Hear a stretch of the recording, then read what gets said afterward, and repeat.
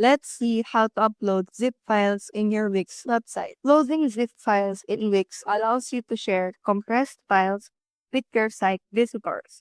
In this tutorial, we'll go through a simple step-by-step process to upload zip files in your Wix.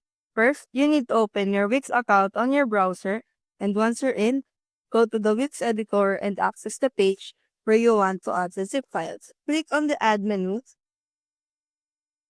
and hover on the bottom menu and drag one.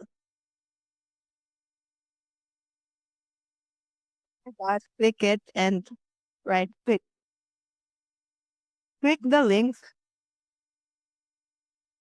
and then select document.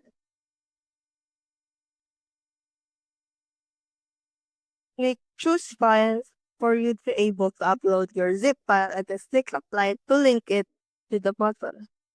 Once done, publish your site so visitors can download the zip file by clicking the button.